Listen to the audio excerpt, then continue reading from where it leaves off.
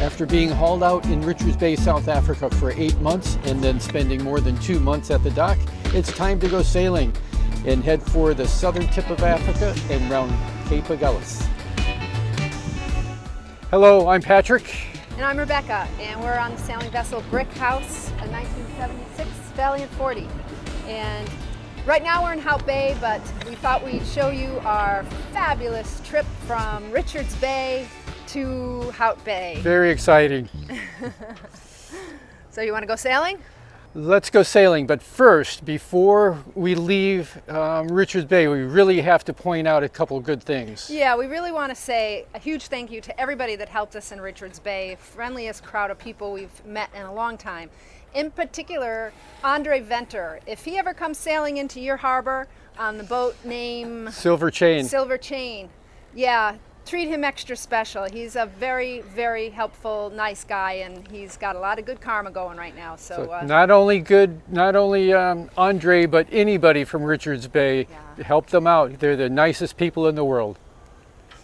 So let's go sailing. Yeah, let's go. As often as we could, we got away from Richards Bay for 2 and sometimes 3 days at a time and visited all the game parks to the north. It was always a new adventure. We never knew what to expect or what animals we were going to see. We got to know all the dirt roads pretty darn well.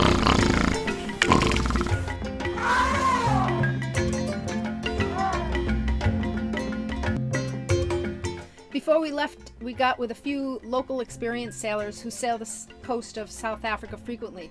One thing they stressed to us is to keep a good eye on the weather and don't press our luck.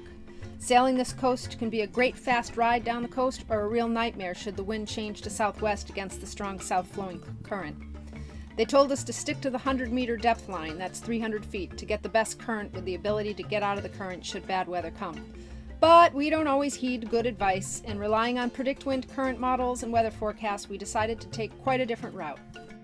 Okay, Rebecca, tomorrow morning we're leaving early, but what's the weather going to be? You said it's okay for us to go. Yep, it looks like in the morning we'll be fine. Plotted all of these little dots right here. I've plotted some of them along the way to see how far out we should go, because these routes that Predictwind is suggesting, it takes under account all of the current models, so we can go out and get a good ride from the current.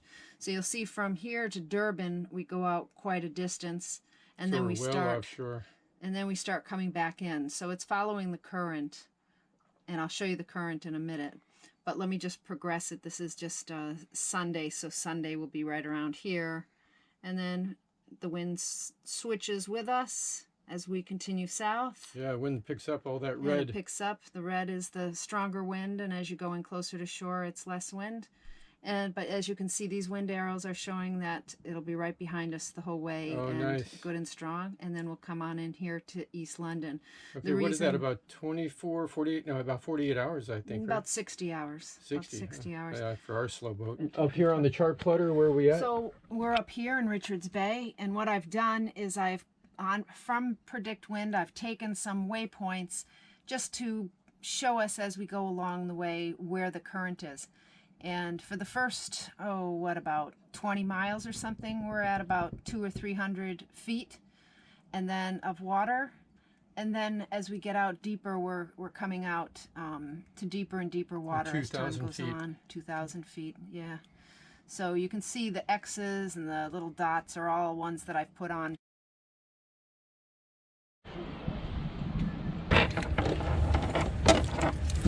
Just before the sun comes up, we are ready to leave. And the first thing I do is turn on the engine, then all the electricals. I don't want any potential electrical surges upsetting those very sensitive chart plotters and other electronics. And the electronics go off before the engine gets shut down.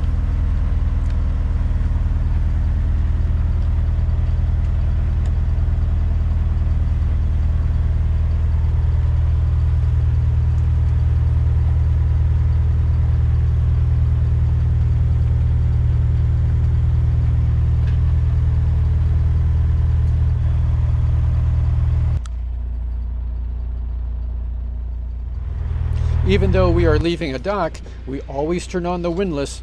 Whether we are leaving or arriving into a harbor, we always want to be able to deploy the anchor and pick it up in an emergency if we have to. Then the engine exhaust blower gets turned on, and the battery box blower also gets turned on. So here we are at the dock, way up in the estuary of Richards Bay. And after calling Harbor Control and getting permission to leave, we just need to head south down this little channel, take a left down the main shipping channel, and then after clearing the breakwater, we hang a right to go south, and then we just have to weave our way through all of the anchored ships. AIS makes it so easy.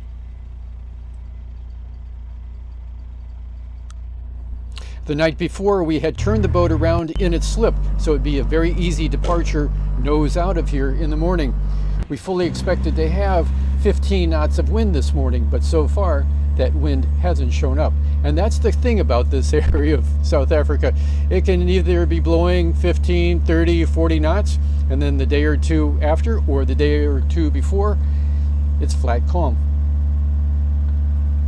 The wind is just a little late showing up, but it will be here. There will be very little hand steering on this passage.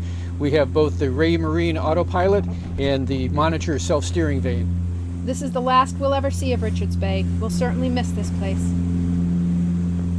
After clearing the breakwater and turning right to head southerly, I thought I'd set the staysail. There really was very, very little wind, and what little wind was pretty much on the nose, but I thought it might be able to help steady the boat some, but the darn thing would not budge.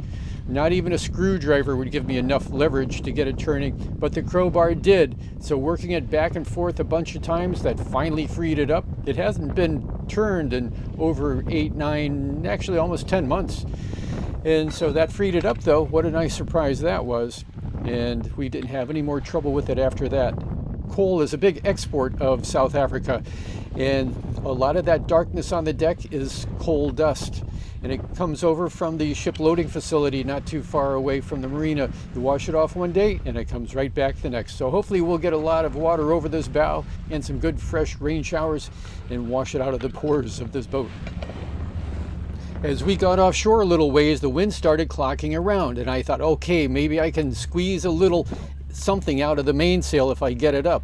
Normally, of course, it's very easy to head right up into the wind and set the mainsail. I can do it very quickly at the mast by using my body weight to hoist the sail, and then the last couple of cranks to get it to tighten up the luff.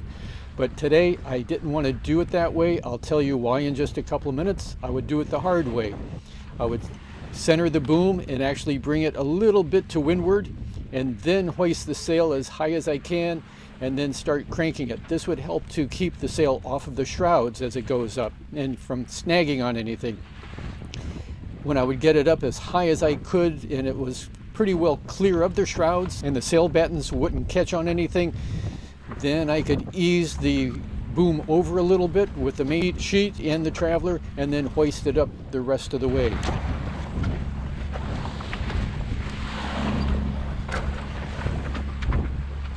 This deck box holds all the nylon rode and all the chain for the second anchor. There's no way in the world all of that would fit in the chain locker up in the bow of the boat.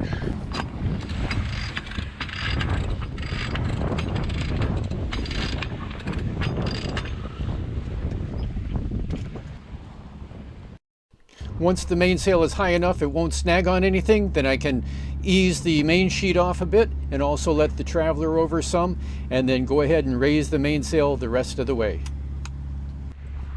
During this whole process, I had to keep a sharp eye out for all these anchored ships. One we passed off just to starboard, very close by, and always another one that seemed like it was dead up ahead, but we did make it through safely. And of course, where is Rebecca during all of this? Why don't I just push the autopilot to head this boat directly up into the wind? Why am I raising the mainsail the hard way? Well, after a long hiatus on land and we head out to sea for the first day or so, it always reminds me of my favorite old Charlie Chaplin movie.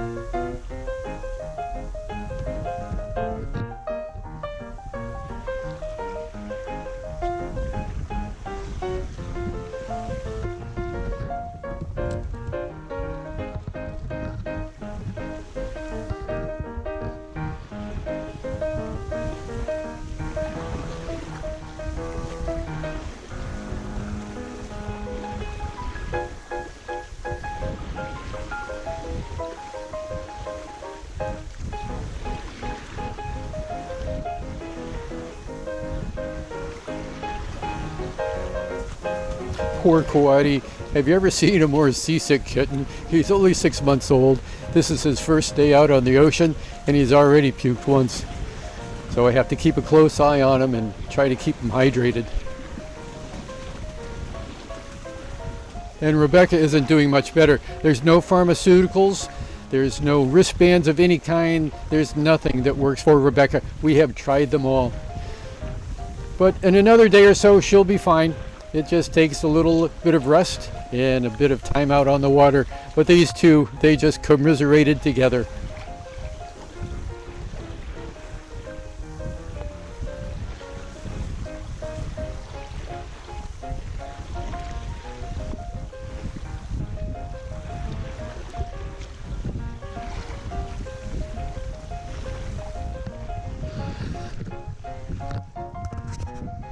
So the whole purpose of not heading this boat right up into the wind and the waves to set the mainsail, I didn't want this boat rocking and rolling and roll Rebecca and Coati out of their bunk. I wanted them to rest and stay sleeping just as long as possible. But their weather was not being cooperative. It was not swinging around like we needed it to. So we stayed close hauled and we could not stay on the intended route. So we were being pushed more offshore. But I'd much rather be offshore in the far deeper water than close to shore in all that shallow water. But as we cleared all the obstacles and we were safe enough offshore, then we could set the monitor self-steering vane and save on the electricity that the Raymarine autopilot was using. The wind is blowing at 13 knots. We're doing about 5.5 knots through the water. So I have to drop this paddle as hard as I can, then give it a little pull forward with the green line and catch the spring-loaded latch to lock it in place. Well, it didn't snap forward enough on the first drop, so now I have to try to pull with that green line and latch it in that way. Good. It's a lot easier to do it in this sequence and then put the air vane on. It just helps to keep that paddle in the water more centered on the boat so it doesn't swing hard off to one side or the other, and it makes it a lot easier to latch. The autopilot is keeping us on the proper course.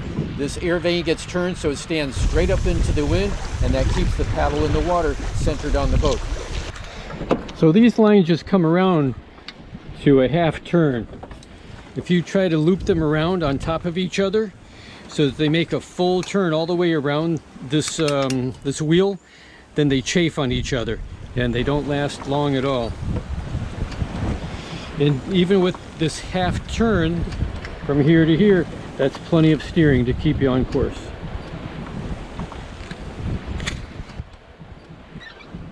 A trucker's hitch secures all the lines together, but it would be far better and far easier to have two different color of lines, one for the starboard and one for the port, to help keep everything straight when you do tie all these lines back together. This pin gets twisted into one of the steering holes, then quickly reach over and push standby on the autopilot and the monitor self-steering vane that's steering the boat.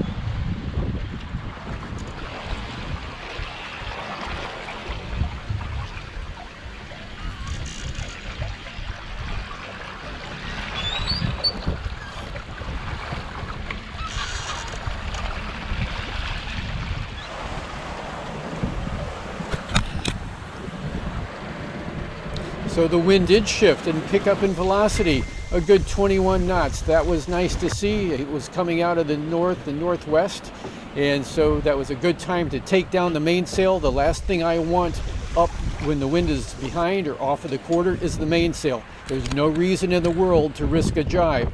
It's far easier and better to pull a boat rather than to push it. The mainsail would only blanket the wind to the jibs. With the jibs pulled out wing and wing, it's a much more stable ride. We have a lot of sail area up, and this boat is honking. And of course, a lot of that we can thank to the current. Yes, we are very happy to see 12, 13, and at one time 14 knots over the ground. I certainly would not want to head back into this weather. That would be totally miserable. But going downwind like this, it just couldn't be easier and more pleasant.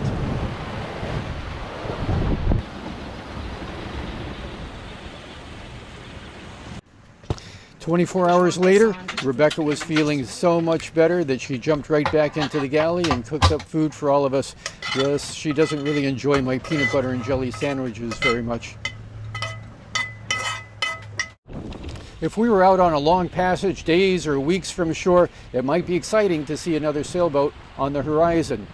But along the coast like this, another sailboat nearby is just another danger that we have to look out for, and they have to look out for us. There's plenty of other ships and other obstacles out here.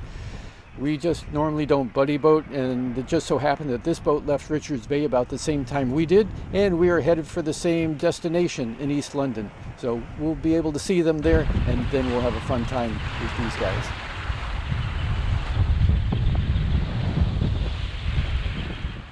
Going over our track, you can see as we left Richards Bay, because of that wind that was coming out of the southwest, it forced us offshore when we were hard on the wind.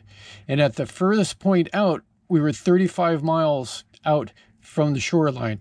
We wanted to be on the route that Rebecca had laid out for us. We were farther out than the 100-meter line that our experts were telling us to stay on, but according to all of the weather reports and the current reports, this was, at this moment, the better route to take. And I don't know where else you get such great current information than from Predictwind. And they get that from satellite information that they pay a lot of money for. And you can see, though, we were able to come back in. The Mahenta line is our track. We're able to come back into the route that Rebecca had chosen for us and work our way back in. And this was working out very nicely. We kept our speed up. We got in closer to shore like we wanted to, all the way down. But the problem was, I thought Rebecca did a great job laying out the route to get us into East London. But as we started turning in, this current was really taking us very strong. And so it would have been better to follow our friend's advice and at this point be much closer to shore, way back up in this area.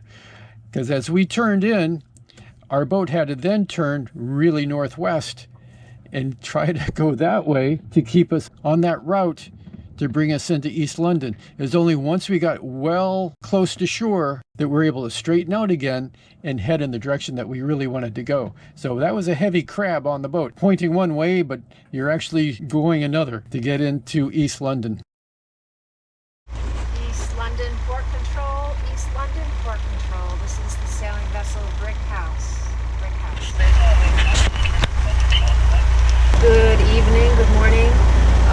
We are the sailing vessel Brick House, just coming down from Richards Bay and requesting permission to enter your harbor.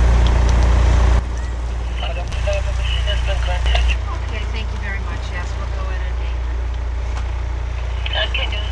Not only Rebecca, but it also took Quaddy 24 hours to get his sea paws, and he's turning out to be what a great deckhand. He just got his promotion from sea cat to deckhand, and he's looking forward to his next passage.